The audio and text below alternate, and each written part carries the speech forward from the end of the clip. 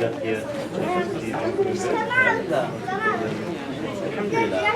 getting geared up for the fall. It seems like folks are getting there. Get in there. You want to chair? Oh, right. Yeah, I see a line of No.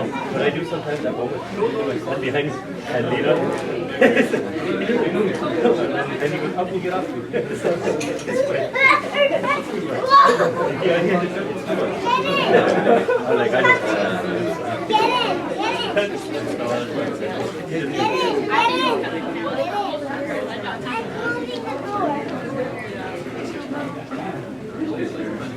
Well, oh man, that's good news. So, Heights of Love was sponsored by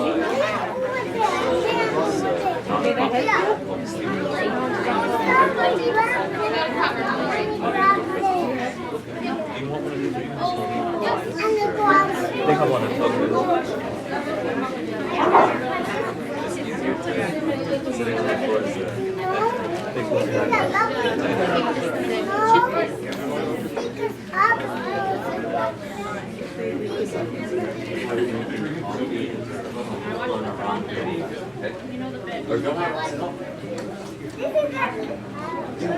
Okay, that's your house, not in yours.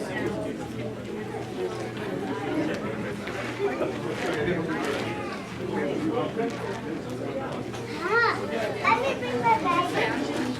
Where's my blanket? No, I'm not supposed to keep that. It is football. My bag. I'm gonna read it twice.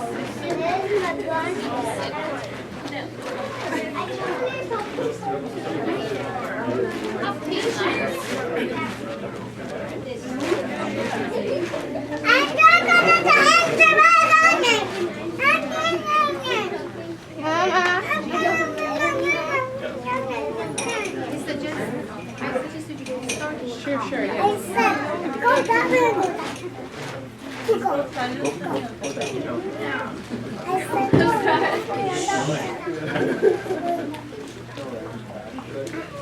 Sound like No, it's not on. That's not. You want to make that higher for yourself? Okay, never mind. Okay, we'll leave it like this. Correctly. Assalamu alaikum, everybody. My name is Asma Malik, and this is my colleague Janet Solberg from the Stephen Lewis Foundation. Stephen is a long-time kind of committed member of the Stephen Lewis team, and she's also Stephen Lewis's sister, so we're really honored to have her here with us tonight, and especially honored to be here with all of you during the blessed month of Ramadan, and with the mercy and generosity for us to be able to share a little bit with you about what the foundation does and how we can hopefully have your involvement and support in that work. We're especially, I think, honored to be here on the last Jummah of Ramadan to share this information with you. You know, as we were coming here, Janet and I were talking about, you know, a way that we always approach gatherings and talks like this is really acknowledging that there are so many worthy causes out there that we're all a part of that are local and global, and in sharing this information we just hope that we're building awareness around what the foundation does and the issues that we work on, HIV and AIDS in sub-Saharan Africa, and that hopefully we can be a part of one of the worthy causes that you support. I mean, this is a particularly critical time for us. You know, I think we were having a lot of conversations that top of mind for us during Ramadan has been, you know, what's happening in Gaza, and really, you know, with heavy hearts every day we're following the systemic injustice and crisis that demands so much more attention than it's getting from world leaders who are paying no heed, and that really touches us deeply. You know, if it's Gaza, it's Syria, it's all of these places where our prayers and our support goes to in the most kind of public and open way. And these are the crises that we know about, right? These are the ones that we encounter every single day. And a lot of the work that we do at the foundation is about those quieter crises that don't make the world agenda and that aren't on the consciousness of people. And the work that we're trying to do is about, bringing that benefit by raising that awareness and not forgetting, people who are who are in challenging situations and are oppressed and are encountering and countering injustice all over the place. And one of them is the HIV and AIDS pandemic. There are about 35 million people living with HIV and AIDS worldwide, and 25 million of them are in sub-Saharan Africa. So the scale is really incredible.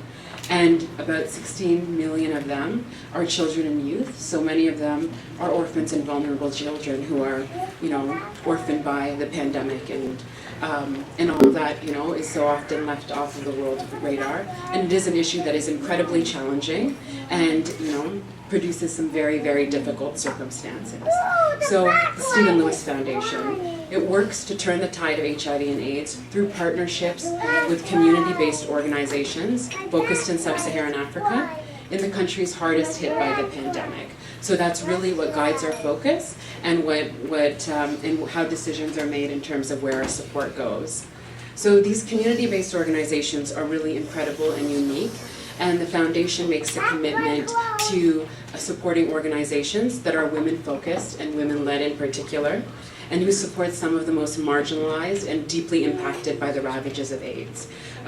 Elderly women, grandmothers, who thanks to the efforts of our partners on the ground are so much more now than an invisible backbone holding their communities together that they were when Stephen Lewis first encountered them in his role as the UN envoy for HIV and AIDS in Africa a decade ago. Orphans and vulnerable children are another tremendous group that the community-based organizations support, and survivors of many different types of violence in the countries that we work in. The foundation takes its lead from community-based organizations as experts on the ground on how to make the difference, and supports those needs long-term, which is actually a really profound and different way that the foundation functions in the field of international aid and human rights. And while the foundation is not a faith-based organization by any stretch, many of our community-based organizations are inspired by their faith. In the most dire of situations, in places where it just feels like there is no hope, our community-based partners always tell us that their faith inspires us to keep going and to never give up hope, which is really was really meaningful to me, and really why we thought it was very timely to be able to approach the Seekers Hub to talk about the work that our partners do. There are incredible initiatives that are run in communities across sub-Saharan Africa, but there are some really incredible projects that serve Muslim communities in Tanzania, in Zanzibar, and while that's that's maybe just a small detail, I think it's really important for us to know that this is also an issue that really impacts our community and our brothers and sisters in the regions that we work. And being at the foundation and seeing that approach of grassroots expertise being respected, championed, and that's where we take our lead from, I was struck by how closely it aligns with our understanding in the Muslim tradition of how charity should be done. Honoring and respecting the elderly and orphan children, that's a fundamental part of our heritage, and respecting the etiquette or the adab of service, which is serving according to the needs of those served, not one's own whims or wishes. And that's something that is, very hard for us when we feel like we have the answers and the solutions. But the approach of the foundation has been so committed to the fact that, the people on the ground have been living and surviving and thriving through this pandemic, and our role is to be able to support those efforts in the ways that we can by raising money and by having conversations like this. It's now my pleasure to turn it over to Janet, and she's going to be talking a little bit more about how the foundation works and a little bit about where it came from. Thanks, Osman. It's a real pleasure to be here. It is my first time in a mosque during a service, so it's an interesting and good experience, and I thank you so much for your generosity and your friendliness and your welcome here tonight. I'm gonna talk a little bit about. I have about 5 minutes, so I thought I wanted to make 5 points, and it's not so much about where the foundation comes from, but how we work, because as Osma says, it's not only that we work in a certain part of the world that's usually marginalized, but that we also work with various groups of people who are marginalized, and we recognize and value their expertise, and we learn every day from them. So I wanted to share a bit of that with you because it's kind of guided us. So let me tell you the 5 points I wanted to make. When Stephen Lewis left the United Nations, and he had been the ambassador and then deputy director of UNICEF in New York, and then worked on HIV and AIDS for the Secretary General, when he left his position at the United Nations, he and his daughter, Ilana Landsberg-Lewis, set out to create a different kind of charity, one that would invest in community-based organizations on the front lines of the AIDS pandemic. These are little organizations. Most of them you've never heard of. Many of them are in places so remote that it takes a day to get there by car and by walking. So this was a determination to work with the people who are really on the front lines working in these small communities. 10 years later, the foundation is now partners with hundreds of these small but effective community-based organizations. And they are the ones who are implementing programs for people who are in desperate need. They're doing counseling and testing around HIV. They're helping children get to school. They're putting together food packages. They're building homes. They're making sure water is clean. You name it. Think of your own lives and all the things that go into it. That's what these community-based organizations are doing. Number 2, when charitable dollars are sent overseas, the people who need it the most rarely receive it.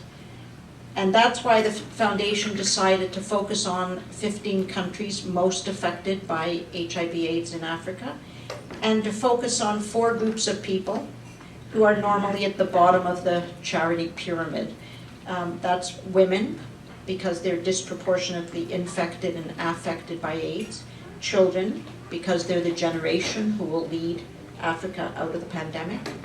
Grandmothers, because they are the ones who care for their orphaned grandchildren and resurrect their communities. And people living with HIV and AIDS, because they bravely fight stigma and discrimination every day of their lives.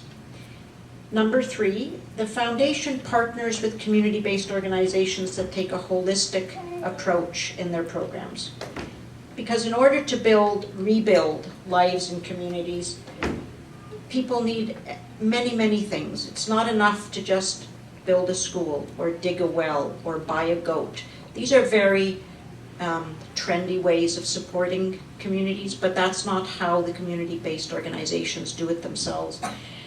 People affected by AIDS need physical support. They need housing and transportation and home care and daily school lunches. They need social support to build advocacy networks to fight for pensions and land and education for children.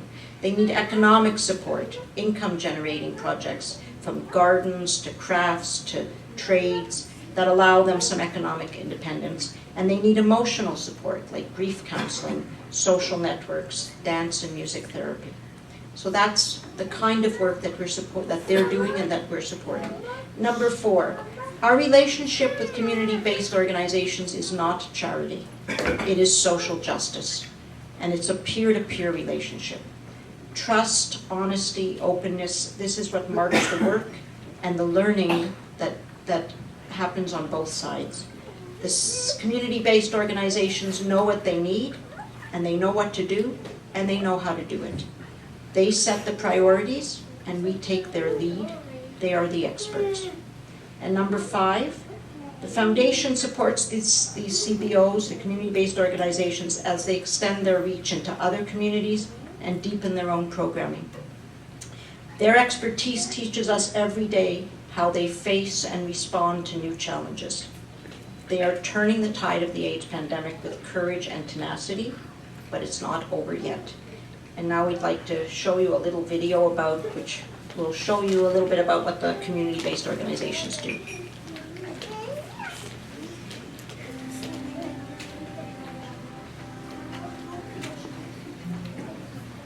We began the Stephen Lewis Foundation with the express purpose of putting money directly into the hands of grassroots organizations working at the front lines of the AIDS pandemic in Africa.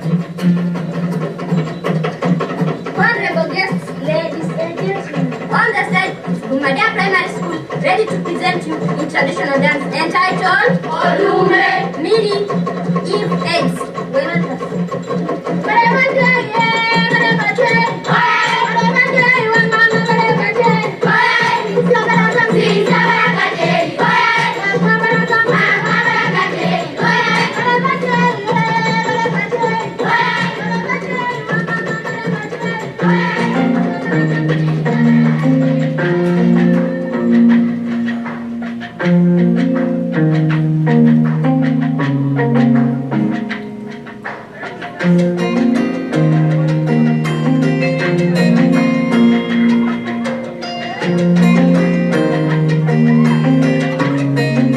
We fund palliative care for women, support children orphaned by AIDS and the indomitable grandmothers who have stepped in to care for them, and assist groups of people living with HIV and AIDS who bravely declare their status and work for change.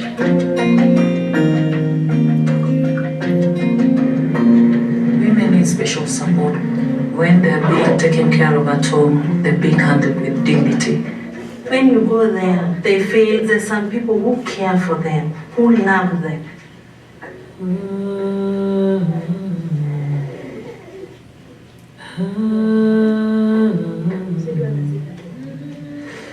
Most global AIDS funding never makes it to the expert counselors and caregivers at community level, but they are having a profound impact. From home-based care to grandmother support and orphan care, from feeding programs to music and art therapy, these communities are beating back the ravages of AIDS.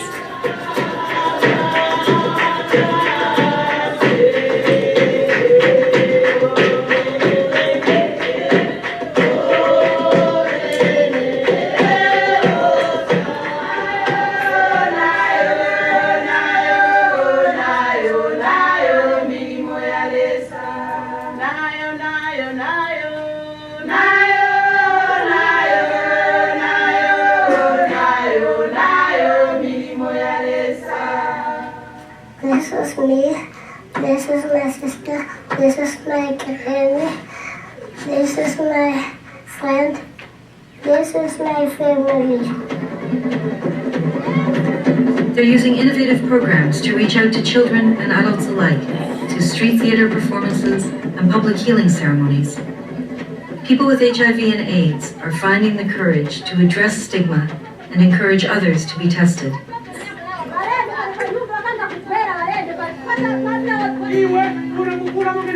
The community response is life-changing.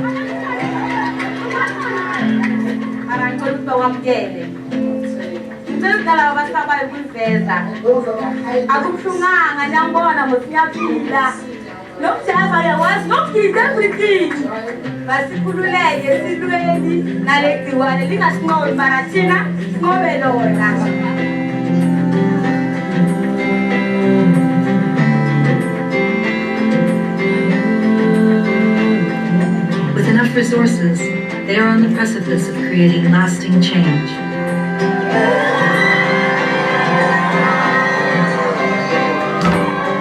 We can see hope rising. Together, we can turn the tide of AIDS in Africa.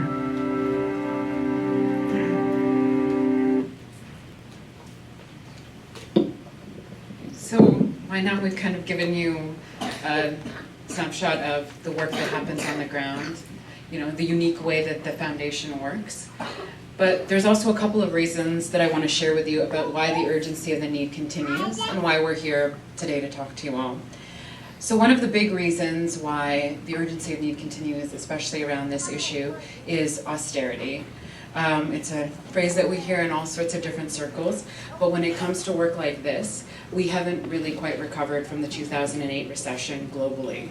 Major funders are pulling out of life-giving projects like mobile health clinics, leaving the foundation sometimes as the only funder of initiatives that are transforming entire communities. And that means that it's incumbent upon us to be able to redouble our efforts to raise the money to support these incredible initiatives. The second reason is that with the advances in medicines and pharmaceutical drugs, there is the idea that AIDS is over, and that couldn't be further from the truth.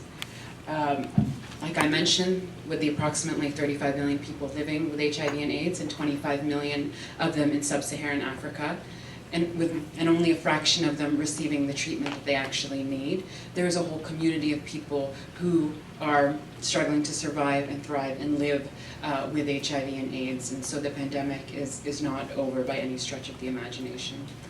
And the last reason is that the international community, in its effort to race to be able to kind of push this issue aside and move on to other things, has become really enamored with the idea of zero new infections. And that's an incredibly noble effort, and it's an initiative that we obviously support. But again, it leaves the millions living with the virus completely out in the cold and without the attention and support that they need. So here today, I'm sure you're all asking, what is it that we can do? What is it that we can do to engage and to be able to support an effort like this? Or at least I'm hoping that's where we got to.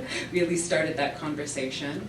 At the table right in front of the door, we have a number of materials. We have our latest newsletter that kind of describes the way that the foundation works. We have some postcards about the approaches that Stephen Lewis and the foundation have taken to addressing the issue of HIV and AIDS, and so I really encourage you to pick up that information, be able to take it with you, read over it, share it with others.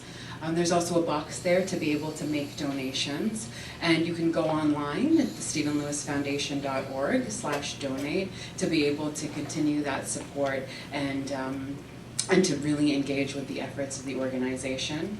I'd also encourage you to talk to us about a grandmother's group. It's a really incredible campaign that the foundation runs, which is, solidarity with the grandmothers who are doing an incredible amount of work, keeping their communities moving forward and thriving in sub-Saharan Africa, and self-organizing grandmothers groups here in Canada that do a number of initiatives that raise millions of dollars to support those efforts. And what I personally would love to see would be some auntie grandmothers groups from spaces like this that might be able to support in a really unique way and that really champions the approach that we take to work like this.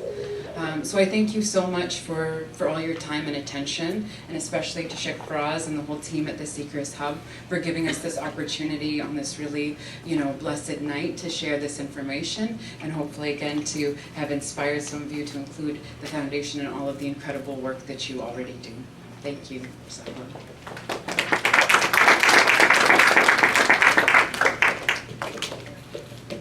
Thank you very much. This is very inspiring.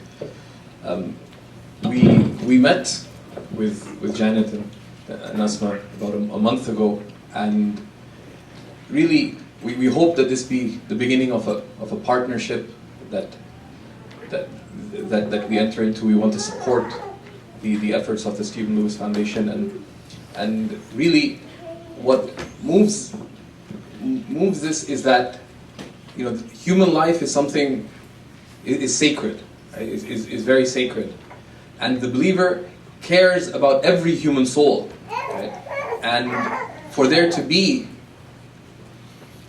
tens of millions of people who are suffering and dying, entire families and communities and societies crushed by something that can be addressed, that needs to be addressed, right, should make a person just as concerned as the fact that there's people who are in oppression, people who are dying, because it doesn't matter how people die. Right? It's not like someone being dying through bombing, that's worse than someone dying from an epidemic. Every human soul concerns the believer. Right? So we should, and part of the believer's concern is that we are concerned for every human soul. We made it very clear when we met that it's not about that there are particular Muslim, some Muslim community projects or some Muslim countries where there's the AIDS pandemic, that this is what we're concerned with. That this is part of a believer's human concern, right? That we have to take very, very seriously. So we should look at the initiative and its efforts. We should be supporting this, and you never underestimate the power of telling other people about this, right? Read about it. When Asma sent us an email I was aware. I mean, I know who Stephen Lewis is. I know that there's a foundation, etc. But to be honest, I hadn't paid that much attention to what specifically they were doing and the specific projects, etc. And they're doing some incredible work. It's not very difficult. I was tweeting and posting on Facebook about this. It's not very hard to find the Stephen Lewis Foundation online. You don't have to even write down the URL. Just start typing it in Google and read about it. And if you find it of benefit, support it, but also share with others. Say you attended a session at the hub, you found this of benefit, and tell friends and family about this as well. So we pray that we give generously, that we support and we be concerned, and also to reach out. Are there initiatives? I know, what Asma mentioned about a grandmother's project. I know a couple of grandmothers who are here would be, and I know one grandmother specifically whose interest would be very tweaked, my own mother, by something like this. So we should be very proactive in that, and we thank you for coming here, and we hope that this be part of a much longer relationship. So we'll close with that, inshallah. There's still tea and coffee, and there's some really blessed, I don't know if you had the sweet, it's called jalebi. A lot of people, because last night was the night of the 27th of Ramadan, and it's considered like the most blessed night of the nights of Ramadan. I think there's some people who are not here because we actually went all the way till 5 a.m. So, yeah. So even some people here look knocked out from that experience. But part of the knockout was the jalebi. We'll make sure you get some before you leave. But there's some real blessing in it because there's 200 people here last night, but the jalebi didn't finish. There's still some, so we need your help as well, your support in finishing it, in eradicating the jalebi, inshallah. Thank you very much. Assalamu alaikum.